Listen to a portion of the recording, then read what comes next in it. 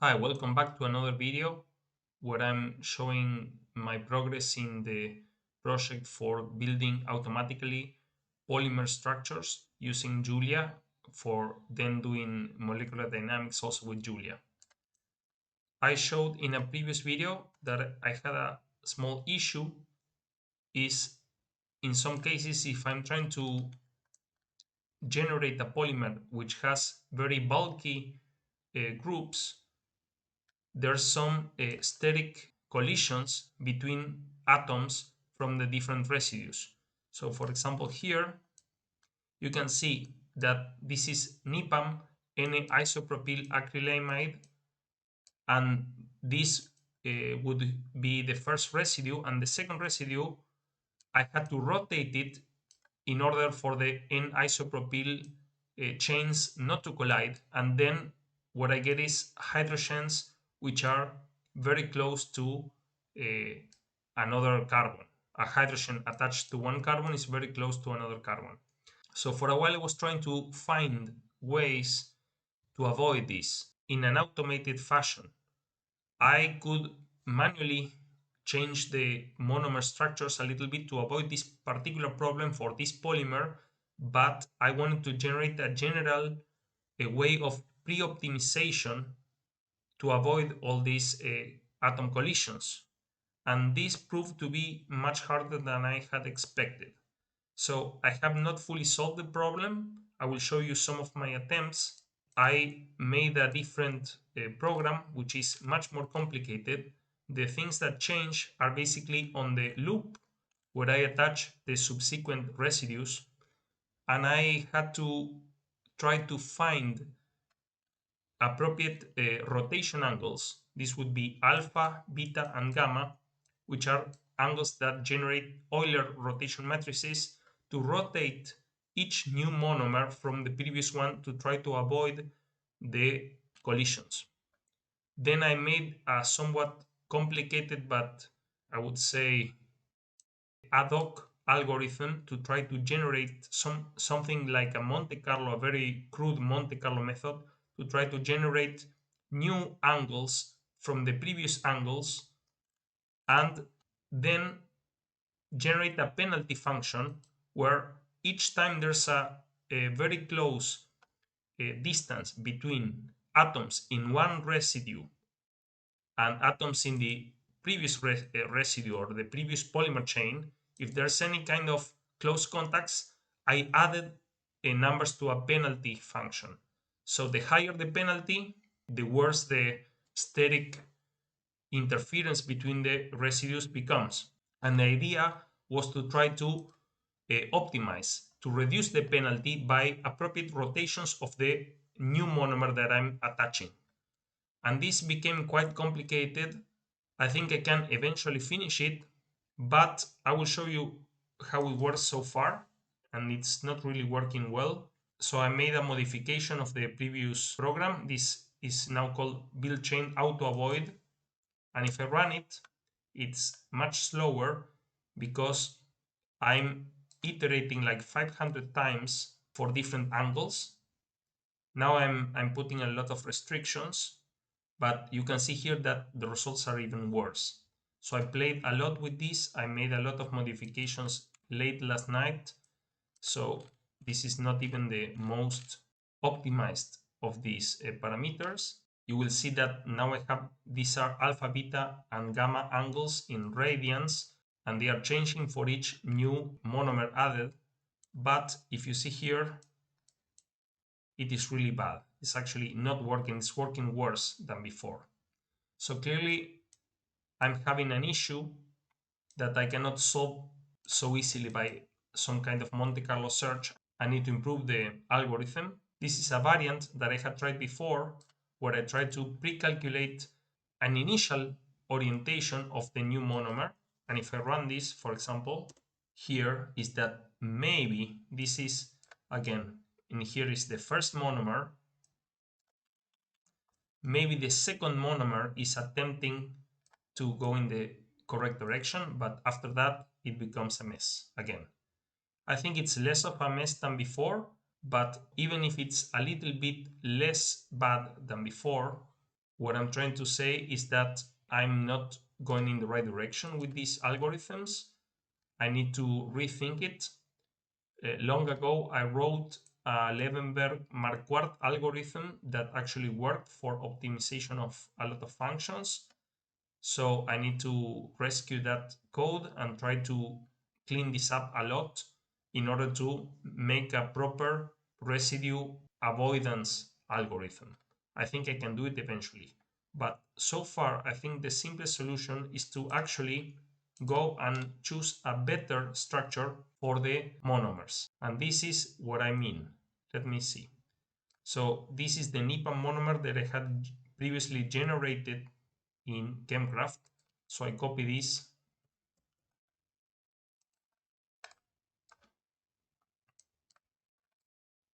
and we can see here, this is the group that comes from the vinyl group that polymerizes. And the problem here is that the isopropyl groups are more or less at the same height of the two carbons that will form the chain. So the chain here is short between the two monomers. For example, if I copy paste this here, I can manipulate this and I will rotate it again to see. This would be attached something like this. This would be the attachment more or less if I didn't do any kind of rotation of the second monomer. So the easiest thing would be to try to rotate this molecule in this direction, which is what I had done. But then I get the collisions between the hydrogens. So in this case, what I can simply do is, let me delete this molecule again. What I will simply do is first rotate this carbon. So I can, for example, choose this and set for the rotation of the group, and I would put -60, and this will rotate these two atoms, maybe 670. So this would be an ad hoc solution for this monomer, maybe. So I will choose again the whole structure, I will copy and paste it. I will again align it with the previous one, and then if I try to connect them in the unrotated position, maybe like this here, then if I want to rotate the second molecule more or less in the Z axis, this would be what the Julia program would do, then I will no longer have this issue.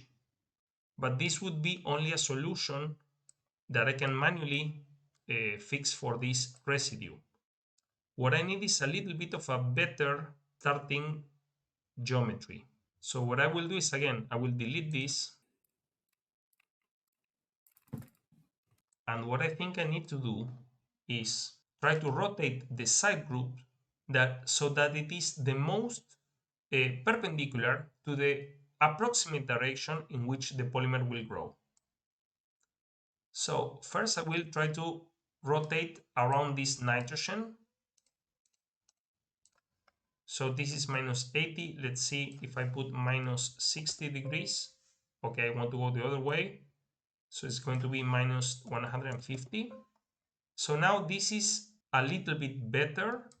Maybe I can rotate around the bond between the alpha carbon and the amide, and then I can do 130. No, that's too much. 100 degrees, and this is, I would say, more horizontal in my view. And then finally I can maybe go to -160 here, and then I will rotate around the nitrogen carbon bond, the central bond, and I will try to go, let's see in which way, -185. So in my opinion, this may be a better starting structure. I want to check that this would be my first atom in the monomer, has position 0, 0, 0, and this one has position 0, 0, 1.52 angstrom. So this bond is aligned with the zeta direction, which makes it easier. And now most of the group is aligned in a more or less perpendicular way with the growth direction, which is not going to be exactly the Z direction. As I said in the previous video, is going to be more or less like this. No, it's going to grow more or less in the direction where the missing hydrogen is. So hopefully this will work better. So I will save this. This will be NIPAM monomer improve.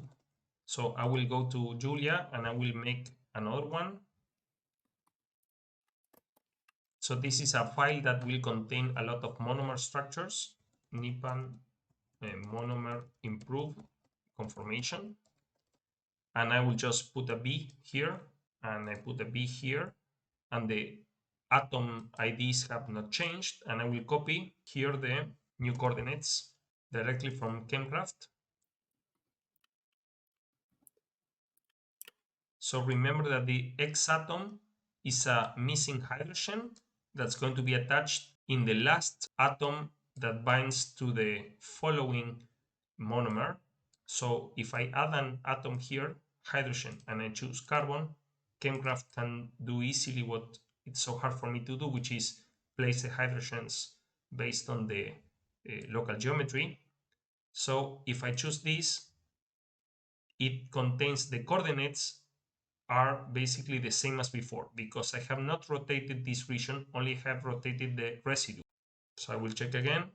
Yes, they are basically the same coordinates. So hopefully this would work. So now I will go to build chain, which is the original script. So what I need to change here is that I will put a B here. Okay, yeah, a B was missing here. So again, in build chain,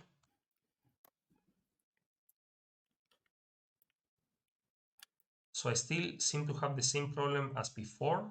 This is just due to rotation. Let me see. This looks like it's the correct structure, but now the hydrogen, there's a small problem.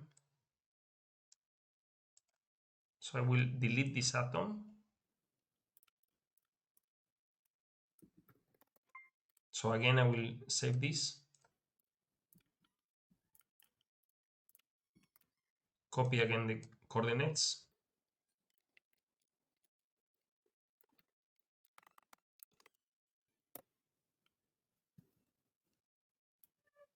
Okay, I think now it's better. So now I don't have this problem, but again, this was sort of an ad hoc solution. So of course, this is not the most satisfactory solution for the problem. I would have liked an automated algorithm that avoids the collisions between groups, but this is so far the easiest solution.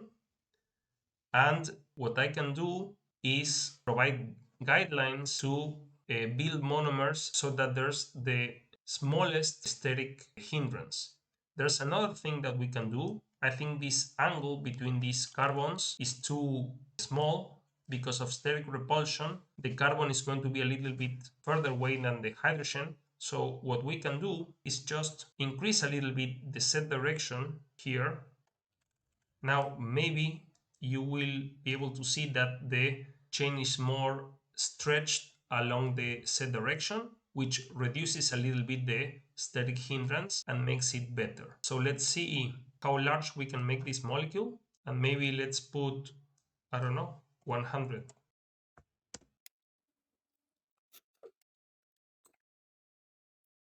Okay, so we can see here, this is a big molecule. I cannot even easily plot it. I can actually change this. So if I go to my plot structure, I can put in the margin, I can put maybe 20. That will give me a larger box for plotting. So again, so here we can see it maybe a little bit better.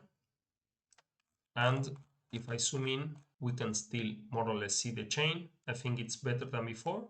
So I have not achieved the best solution for this problem, which would be a general solution for any kind of molecule. But I think that defining the most optimal initial conformation for the monomer goes a long way into generating a structure without having to make a very complex algorithm. So that's all for now. Until the next video, thank you very much.